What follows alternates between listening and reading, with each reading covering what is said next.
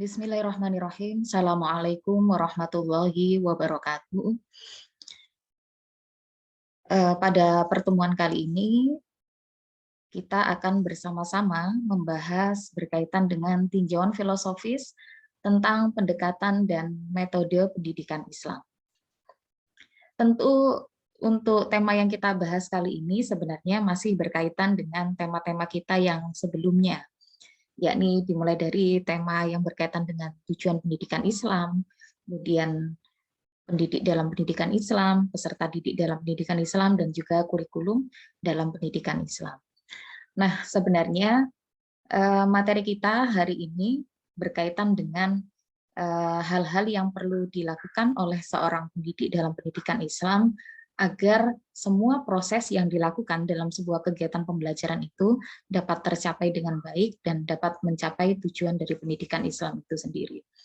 Nah, pada pembahasan kali ini ada dua hal yang perlu kita bahas bersama. Yang pertama adalah berkaitan dengan pendekatan dalam pendidikan Islam, dan yang kedua adalah berkaitan dengan metode dalam pendidikan Islam. Yang keduanya nanti kita coba untuk kita telaah secara filosofis. Nah, sebagaimana dalam kegiatan perkuliahan kemarin ketika kita bersama-sama mendiskusikan tentang tema ini, maka sebenarnya ada perbedaan yang signifikan antara pendekatan dan metode dan juga dengan teknik. Jadi ketiganya ini memiliki perbedaan yang cukup signifikan ya. Jadi biasanya ketika perkuliahan saya biasanya selalu bertanya kepada mahasiswa, kira-kira apa sih yang kalian ketahui tentang metode? Maka rata-rata mahasiswa akan menjawab bahwa metode itu adalah cara. Nah, kalau memang metode itu diartikan sebagai cara, maka apa bedanya antara metode itu dengan teknik gitu ya? Padahal antara metode dan teknik itu adalah sesuatu yang berbeda. Nah, dalam hal ini maka sebenarnya yang perlu kita bahas pertama adalah berkaitan dengan pendekatan dulu gitu ya. Nah, untuk pendekatan dalam pendidikan Islam ini, saya rasa sebenarnya hampir sama dengan pendekatan secara umum ya. Namun nanti goalnya itu yang berbeda. Yakni goalnya adalah bagaimana agar semua proses yang dilakukan itu bisa mencapai tujuan pendidikan Islam. Nah, mari kita awali dengan mendefinisikan pendekatan itu sendiri. Jadi pendekatan atau approach itu berarti sebuah proses, perbuatan, dan cara mendekati. Jadi pendekatan ya berarti cara kita mendekati gitu ya. Mendekati siapa? Kalau dalam konteks pendidikan Islam berarti mendekati peserta didik kita.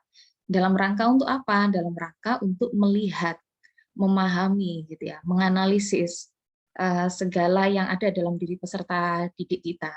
Seperti karakter mereka gitu ya. Terus kemudian cara belajar mereka gitu, pola pikir mereka dan sebagainya. Nah, perlu nggak sih seorang guru itu perlu melakukan pendekatan? Maka bagi saya, pendekatan itu merupakan hal yang paling urgent dilakukan oleh seorang guru sebelum dia itu menetapkan metode apa yang tepat dalam mengajar. Nah, karena apa? Karena memang kita tidak akan pernah bisa menentukan metode mengajar yang baik sebelum kita itu melakukan pendekatan kepada peserta didik kita. Nah, oleh karena itu, maka sebenarnya pendekatan ini bisa saya artikan sebagai cara pandang pendidik terhadap peserta didiknya secara holistik untuk menentukan metode yang tepat dalam mengajar. Jadi proses kita mendekati peserta didik kita gitu ya. Kemudian melihat dalam keseharian mereka kira-kira seperti apa pola relasi sosialnya, seperti apa kira-kira model pemikirannya, seperti apa gaya belajar yang ia suka gitu ya. Yang semuanya itu kita gunakan untuk menentukan metode yang tepat dalam mengajar. Nah, pendekatan ini sebenarnya juga bisa saya katakan ada hubungannya ya dengan semacam tes diagnostik gitu ya. Namun itu dilakukan secara diam-diam oleh guru. Tes diagnostik ini sebenarnya dibutuhkan dalam rangka untuk melihat gitu ya. Oh, kalau ternyata peserta didik itu dengan tipe yang seperti ini, sebaiknya masuk kelas ini. Sementara kalau tipe peserta didiknya seperti ini, maka masuk kelas yang satunya lagi. Gitu. Jadi sebenarnya diagnostik seperti ini tuh menjadi penting. Karena apa? Karena tidak mungkin peserta didik itu diberikan perlakuan yang sama gitu ya, antara anak yang mungkin dalam tataran tertentu adalah anak yang sangat aktif dengan kemudian anak yang kemudian lebih cenderung pasif gitu. Maka pembedaan kelas itu sebenarnya hal yang penting karena apa? Supaya nanti ketika mengajar itu diberikan metode yang tepat gitu ya untuk anak-anak dengan karakter yang hampir sama. Nah, ini kalau pendekatan itu dikaitkan dengan konteks pendidikan Islam, maka sebenarnya pendekatan pendidikan Islam itu berarti suatu proses, perbuatan, dan cara mendekati subject matter. Subject matter dalam hal ini adalah peserta didik, gitu ya, yang dilakukan oleh seorang pendidik untuk mengetahui secara holistik kondisi peserta didiknya, guna menentukan metode pembelajaran yang tepat agar tercapai tujuan pendidikan Islam. Nah, jadi sebenarnya pendekatan ini merupakan langkah awal gitu ya, langkah awal yang dilakukan oleh guru dalam rangka untuk menentukan metode. Nah, maka ketika kita ditanya ya kira-kira metode apa sih sebenarnya yang tepat yang kita gunakan untuk kita mengajar, maka sebenarnya kita tidak akan bisa menjawab itu. Karena apa? Karena belum tentu nanti karakter kelas yang saya pegang itu sama dengan karakter dari kelas-kelas yang lainnya. Nah, oleh karena itu, maka penentuan metode itu sebenarnya dilakukan oleh guru dengan pertama-tama harus melakukan pendekatan kepada peserta didiknya. Nah, tadi di awal saya katakan bahwa pendekatan, kemudian metode, dan juga teknik itu memiliki perbedaan. Perbedaan di antara ketiganya, kalau bisa saya analogikan ya, itu ibaratnya seperti seseorang yang sedang akan melakukan sebuah perjalanan. Nah, ketika dia melakukan perjalanan, maka yang pertama kali ditentukan adalah dia harus tahu tujuannya. Nah, dalam hal ini bisa saya analogikan bahwa untuk melakukan sebuah proses pendidikan itu yang pertama kali harus kita pedomani adalah kita harus tahu dulu tujuan dari pendidikan Islam. Nah, ibaratnya kalau tadi saya analogikan sebagai seseorang yang sedang melakukan perjalanan, maka yang pertama kali yang harus kita tahu adalah tujuan kita. Tujuan kita mau kemana. Nah, kalau kita sudah tahu tujuan kita mau kemana, maka yang berikutnya kita lakukan adalah kita melakukan pendekatan. Pendekatan dalam hal ini adalah sebenarnya cara kita melihat, gitu ya. Misalkan saya sebagai seorang yang melakukan perjalanan, saya ingin melakukan perjalanan dari Tulungagung ke Surabaya, misalkan. Maka yang pertama kali saya lakukan adalah saya harus melakukan sebuah ini ya pembacaan, melihat situasi dan kondisi gitu ya.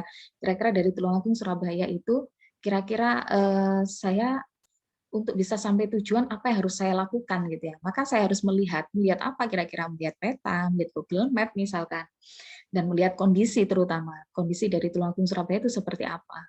Nah, ini yang kemudian saya katakan sebagai sebuah pendekatan. Nah, jika kemudian saya sudah memahami kira-kira dari Tulungagung ke Surabaya itu seperti apa kondisinya dan kira-kira seperti apa jalannya gitu ya, maka kemudian saya akhirnya nanti sambil memetakan juga kira-kira yang memungkinkan itu untuk sampai ke sana itu yang memungkinkan itu dengan moda apa, moda darat, apa moda laut, apa moda udara gitu ya. Nah, maka di sini kemudian setelah saya melihat, mengamati, membaca situasi, nah ini yang kemudian saya sebut sebagai pendekatan, melihat, membaca, gitu ya, membaca situasi, mengamati, memahami, ini yang kemudian saya sebut sebagai pendekatan. Baru kemudian saya akan bisa menentukan rute mana yang bisa saya lewati, gitu ya. Nah, rute yang bisa saya lewati, langkah-langkah yang saya jalankan untuk bisa mencapai tujuan, ini yang kemudian saya sebut sebagai metode. Jadi jalan mana yang memungkinkan bisa saya lewati dari Tulungagung ke Surabaya, ini yang kemudian saya sebut sebagai metode. Jadi metode itu berarti rangkaian jalan yang ditempuh oleh seorang guru untuk bisa mencapai tujuan. Itu sederhananya metode itu seperti itu. Nah, kemudian teknik itu berarti ketika saya sudah bisa menentukan jalan mana yang memungkinkan untuk saya lewati, maka baru kemudian saya menentukan cara untuk melewatinya, gitu ya. Cara untuk melewatinya kira-kira memungkinkan dengan menggunakan apa, maka saya akan menggunakan motor misalkan, atau saya akan naik mobil, atau mungkin saya akan naik angkutan umum. Nah, ini berarti teknik gitu ya. Jadi teknik itu berarti lebih teknis gitu ya. Teknik itu berarti lebih khusus dari metode, penjabaran dari metode gitu ya. Cara kita menerapkan metode itu berarti yang kita sebut sebagai teknik. Nah, jadi pendekatan, metode, dan teknik itu sesuatu yang berbeda, namun ketiganya itu adalah dilakukan secara berurutan, gitu ya. Proses yang dilakukan secara berurutan. Jadi pendekatan dulu, baru kemudian menentukan metode, baru kemudian diterapkan dengan menentukan teknik. Oke, kita lanjut. Nah, berkaitan dengan jenis pendekatan dalam pendidikan Islam ini, sebenarnya banyak sekali ya jenis-jenis pendekatan. Maka sebenarnya kalau kita kaitkan dengan pembahasan kita yang awal tadi, jika pendekatan itu adalah cara pandang seorang pendidik terhadap peserta didiknya dalam rangka untuk menentukan metode mengajar, maka dalam pendidikan Islam itu pendekatan itu dibagi menjadi beberapa pendekatan, gitu ya. Pendekatan ini sebenarnya kalau kita pernah belajar filsafat umum itu sebenarnya bisa kita lihat sebagai objek formal ya. Objek formal itu berarti point of view atau sudut pandang kita terhadap peserta didik kita. Maksudnya sisi apanya sih yang mau kita lihat dari peserta didik kita? Itu namanya pendekatan gitu ya, atau objek formal kalau dalam bahasa filsafat. Nah, yang pertama adalah pendekatan psikologis. Maka mendekati peserta didik itu bisa kita lihat dari ranah psikologisnya gitu ya. Tingkah lakunya misalkan, kemudian tutur katanya, oh tingkah lakunya seperti ini, berarti anak ini tipe kepribadiannya seperti ini. Oh anak ini cara bicaranya seperti ini, berarti dia ini model anak yang seperti ini. Berarti nanti dengan anak yang model yang seperti ini gitu ya, yang hiperaktif misalkan, maka saya nggak bisa kalau menentukan metode ceramah untuk dia, jangan-jangan nanti dia malah berulah gitu. Kalau misalkan dia anak yang hiperaktif, ternyata dikasih ceramah. Maka yang paling tepat biasanya diberikan metode yang lebih asik menurut dia gitu ya. Misalkan metode sosiodrama, atau kemudian metode karya wisata, atau metode belajar kelompok misalkan. Karena apa? Karena biasanya anak-anak yang hiperaktif ini nggak akan bisa diam gitu ya, nggak bisa diajak untuk slow gitu. Maka perlu metode yang lebih asik menurut dia. Kemudian pendekatan sosiokultural. Pendekatan sosiokultural ini berarti kita melihat peserta didik kita dari relasi sosialnya dia. Bagaimana cara dia berkawan gitu ya, bagaimana cara dia bergaul dengan orang-orang yang ada di sekitarnya, dan kira-kira bagaimana budaya yang ada di sekitar mereka gitu ya. Karena bagaimanapun kondisi lingkungan sosial dan lingkungan budaya peserta didik kita itu mempengaruhi cara mereka gitu ya dalam berpikir, dalam bertindak. Maka ini penting untuk juga kita lihat dari sisi peserta didik kita, juga ini sangat penting untuk bisa menentukan metode dalam mengajar gitu ya. Kemudian yang berikutnya adalah pendekatan religi. Ini artinya berarti bahwa seorang pendidik perlu melihat peserta didiknya dalam perspektif pemahaman keagamaannya. Jika pemahaman keagamaannya seorang peserta didik itu misalkan dia nampak tekstualis, jangan-jangan ini nanti terpengaruh orang tuanya atau mungkin lingkungannya gitu ya. Rata-rata dia hidup di wilayah yang tekstualis gitu ya. Tekstualis biasanya lebih cenderung konservatif gitu ya, kaku dalam memahami agama. Maka nanti anak-anak yang seperti ini ketika kita mengajar bisa kita berikan metode mengajar dengan memberikan insight atau pemahaman gitu ya, dengan mengajak dia untuk diskusi misalkan berkaitan dengan bagaimana Islam yang ramah gitu ya, Islam yang menghargai perbedaan dan lain sebagainya. Kemudian yang berikutnya ada pendekatan historis atau kemudian melihat mereka dari sisi sejarah mereka gitu. Jadi ini penting sekali dilakukan oleh seorang guru, karena biasanya anak dengan tipe-tipe tertentu itu karena memiliki latar sejarah gitu ya, latar sejarah yang berbeda-beda. Nah, ini juga penting dilakukan oleh seorang guru supaya apa? Ketika guru itu melihat kok peserta didiknya itu anak itu tidak kemudian menyalah-nyalahkan peserta didiknya, tetapi memahami karena memang ternyata dia memiliki background seperti itu karena ada pengaruh dalam yang membekas dalam sejarah hidupnya gitu ya. Sehingga nanti perlu diberikan metode mengajar dengan cara yang lebih bisa mewadahi karakter dia. Kemudian pendekatan komparatif. Komparatif ini berarti perbandingan ya. Perbandingan itu artinya berarti membandingkan antara pendekatan yang satu dengan pendekatan yang lainnya. Kemudian ada pendekatan filosofis. Filosofis itu artinya berarti bahwa peserta didik itu kita lihat bahwa mereka ini sebenarnya adalah makhluk rasional gitu ya. Maka ketika kita lihat mereka sebagai makhluk yang rasional itu perlu kita tentukan metode yang tepat bagi mereka untuk memancing rasionalitas mereka gitu ya. Misalkan kita ajak mereka untuk berpikir gitu ya. Kita ajak mereka untuk menggunakan metode inquiry misalkan, atau metode-metode yang lainnya yang berkaitan dengan bagaimana mereka itu bisa menggunakan nalar kritisnya.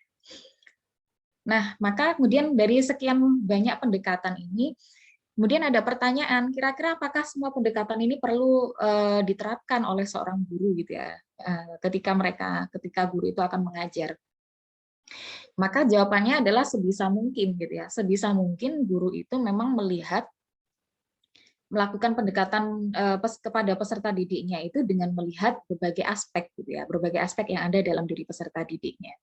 Nah, ini dalam rangka apa? Dalam rangka untuk agar ketika kita itu mengajar, kita bisa menentukan metode yang tepat dan materi-materi yang diberikan kepada dia itu mewadahi latar sosiokultural, latar psikologis, latar religi mereka dan sebagainya seperti itu.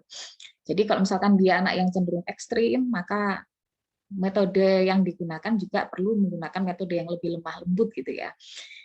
Kemudian materi-materi yang disajikan juga materi-materi yang berkaitan dengan keramahan, toleransi, gitu ya, penghargaan dan lain sebagainya. Nah, bagaimana kalau hanya melihat dari satu perspektif saja? Ya silahkan gitu ya. Sebenarnya guru itu bisa melihat peserta didiknya dari perspektif mana, itu silahkan. Tetapi akan lebih bagus ketika tidak hanya melihat satu perspektif saja, karena bisa jadi nanti masing-masing anak itu dipengaruhi oleh ini ya, tidak hanya satu background saja, tetapi dia itu kan makhluk yang multidimensi peserta didik kita itu, yang dia itu punya potensi akal, potensi jasmani, potensi sosial, dan potensi-potensi yang lainnya yang semuanya itu memang perlu didekati oleh seorang guru gitu ya, agar metode yang diberikan memang benar-benar tepat untuk peserta didik kita. Nah, berikutnya kita akan membahas tentang metode pendidikan Islam. Nah, metode itu sebenarnya berasal dari bahasa Yunani dari kata meta dan hodos. Meta itu berarti melalui dan hodos itu berarti jalan atau cara gitu ya. Yang kalau dalam bahasa Arab mungkin kita sebut sebagai toriko atau jalan. Nah, ini sebagaimana yang di awal tadi sudah saya jelaskan ya, bahwa metode itu bisa dimaknai ibaratnya kalau seorang yang sedang melakukan perjalanan itu berarti jalan mana saja sih yang harus ditempuh agar bisa mencapai tujuan dengan selamat gitu ya, agar bisa mencapai tujuan dengan baik. Nah, metode sebenarnya juga sama seperti itu, yaitu berarti jalan yang ditempuh untuk mencapai tujuan. Itu namanya metode. Nah, sementara berarti kalau metode pendidikan Islam itu berarti serangkaian jalan yang harus ditempuh oleh seorang pendidik dalam rangka mendidik peserta didiknya agar dapat mencapai tujuan pendidikan Islam. Itu berarti metode pendidikan Islam. Nah, maka sebenarnya fungsi metode pendidikan Islam ini adalah untuk mengarahkan keberhasilan belajar. Kemudian untuk memberikan kemudahan kepada peserta didik untuk belajar berdasarkan minat mereka, serta mendorong usaha kerjasama dalam kegiatan belajar mengajar antara pendidik dengan peserta didik. Nah, kalau sebenarnya kita melihat dalam Al-Quran ya, sebenarnya metode pendidikan Islam itu bisa kita lihat dalam surat An-Nahl ya. Di sini ada ud'u ila sabili rabbika bil hikmah wal mau'izatil hasanah wajadilhum billati hiya ahsan. Jadi ketika kita mengajar itu sebisa mungkin kita itu mengajak mereka untuk mengambil hikmah ya. Mengajak mereka untuk berpikir, merefleksi gitu ya, mengambil pelajaran yang berharga, itu berarti bil hikmah. Kemudian wal mau'izatil hasanah. Wal mau'izatil hasanah itu berarti dengan metode ceramah gitu ya, metode nasihat misalkan. Jadi bil hikmah itu secara rasio gitu ya, menggunakan rasio, menggunakan hati mereka. Wal mau'izatil hasanah itu berarti dengan menggunakan ceramah gitu. Ceramah itu macam-macam sebenarnya. Ceramah itu juga mengandung memberikan metode kisah kepada mereka gitu ya. Ceramah itu juga berarti bisa memberikan sebuah perumpamaan kepada mereka gitu. Kemudian ceramah itu juga bisa berarti memberikan sebuah pelajaran yang berharga kepada mereka ya, dengan menyampaikan hal-hal yang bersifat bersifat komunikatif ya kepada mereka. Itu wal mau'izatil hasanah. Kemudian wajadilhum billati hiya ahsan, dan berdiskusilah dengan cara yang baik. Jadi sebenarnya metode pendidikan Islam itu juga ada ya di dalam Al-Quran, dan memang itu disampaikannya secara global karena memang Al-Quran itu sifatnya global, nggak khusus gitu. Nah, nanti untuk kekhususannya bergantung kepada bagaimana cara kita menafsirkan. Nanti juga bagaimana cara kita menggalinya di dalam sunnah Nabi. Nah, dasar untuk menentukan pendidikan Islam itu sebenarnya didasari atas dasar agamis. Dalam dasar agamis itu atau dasar agama dikatakan bahwa peserta didik itu sebenarnya adalah makhluk yang membawa potensi, atau kullu mauludin yuladu alal fitrah. Setiap bayi yang lahir itu dalam keadaan membawa fitrah gitu ya. Membawa fitrah itu membawa potensi. Atau manusia itu, setiap manusia itu tidak hanya memiliki satu dimensi saja, tetapi manusia itu pada dasarnya dalam multidimensi. Kemarin ketika kita membahas peserta didik dalam pendidikan Islam itu sudah kita bahas bahwa peserta didik itu memiliki 7 dimensi. Nah, oleh karena itu maka metode pendidikan Islam itu perlu mempertimbangkan dimensi-dimensi yang ada dalam diri peserta didik agar jangan sampai kemudian potensi yang ada dalam diri peserta didik itu tidak diperhatikan sama sekali gitu ya. Maka metode mengajar itu perlu memperhatikan dan perlu untuk mengembangkan potensi-potensi yang ada dalam diri peserta didik. Nah, kemudian ada dasar biologisnya, dasar biologis, psikologis, sosiologis ini sebenarnya semua sudah tercover dalam dasar agamis gitu ya. Cuma tidak afdol kalau tidak dibedakan seperti itu. Karena biasanya orang cenderung mengatakan bahwa kalau dasar agama berarti metode itu ya harus sesuai dengan agama gitu. Tapi sebenarnya yang kita maknai dalam dasar agamis itu ya kita melihat bahwa dalam konteks pendidikan Islam bahwa peserta didik itu adalah makhluk yang bukan satu dimensi tetapi makhluk yang multidimensi itu tadi. Dan setiap pengajaran yang diberikan kepada peserta didik itu untuk menumbuh kembangkan potensi mereka agar potensinya berkembang dengan baik sehingga dia bisa menjalankan fungsinya sebagai khalifah dan sekaligus sebagai hamba yang baik. Nah, dasar biologis itu berarti juga memperhatikan aspek jasmaninya peserta didik kita, sehingga nanti anak-anak yang memiliki kebutuhan khusus itu juga perlu dipertimbangkan gitu ya, agar metode yang diberikan kepada mereka itu dibedakan dengan anak-anak yang normal gitu ya, yang nggak berkebutuhan khusus. Tentu anak-anak yang berkebutuhan khusus ini juga perlu diberikan metode yang tepat supaya semua dimensi yang ada dalam diri peserta didik itu juga bisa berkembang secara maksimal. Tentu disesuaikan dengan kebutuhan dia ya, dia anak yang berkebutuhan khususnya yang seperti apa, itu tentunya nanti metode juga harus disesuaikan dengan kondisi mereka. Kemudian ada dasar psikologis.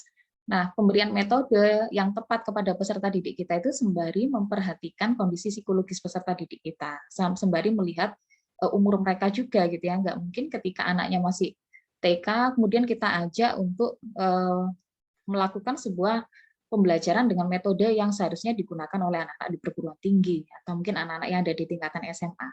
Nah, ini penting untuk kita lihat bahwa kondisi psikologis peserta didik itu juga perlu untuk dipertimbangkan agar kita itu bisa menentukan metode dengan baik agar tujuan dari pendidikan Islam itu bisa tercapai dengan baik.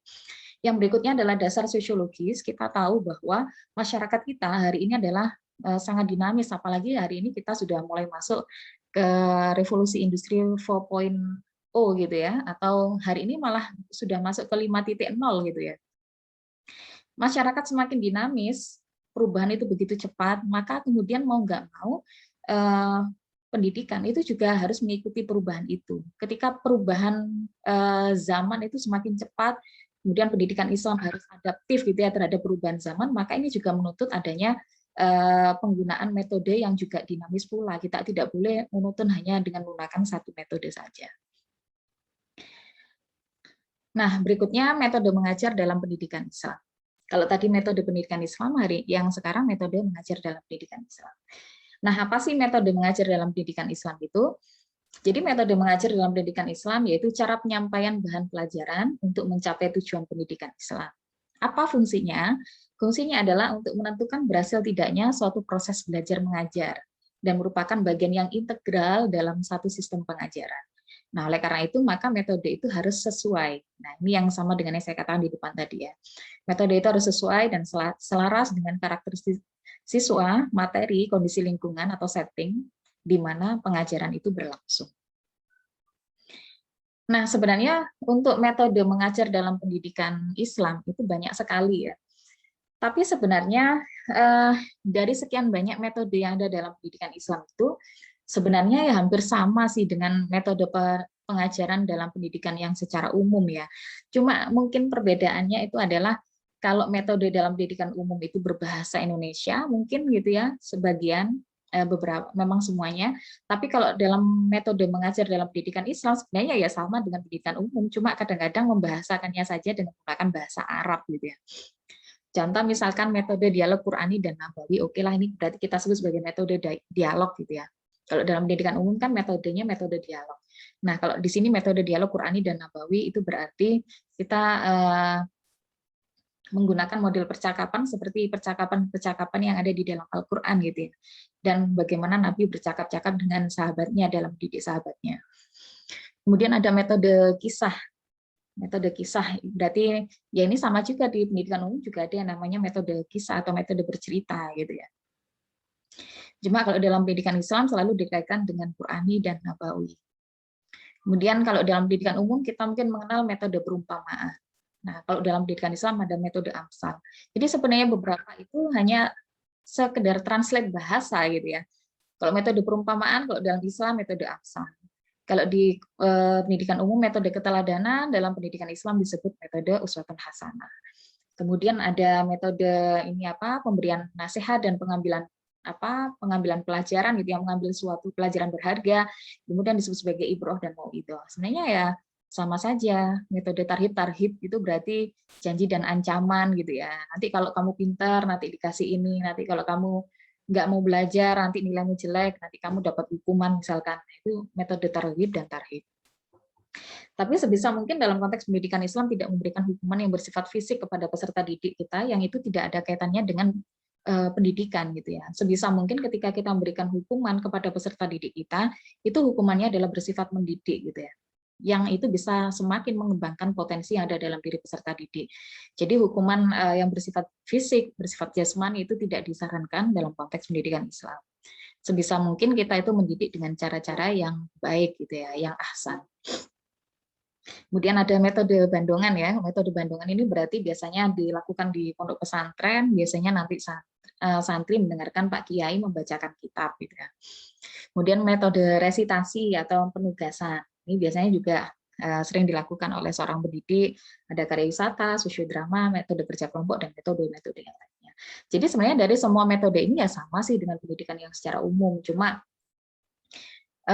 dalam taraf tertentu yang membedakan itu yang pertama adalah dari segi bahasa. Barangkali nanti bahasanya beberapa itu bahasanya nampak seperti bahasa Arab gitu ya kalau dalam metode pendidikan Islam. Dan yang kedua memang dalam tataran penggunaannya itu yang kemudian agak dibedakan. Karena apa? Karena dalam konteks pendidikan Islam kita tidak mengenal dualisme pengetahuan ya.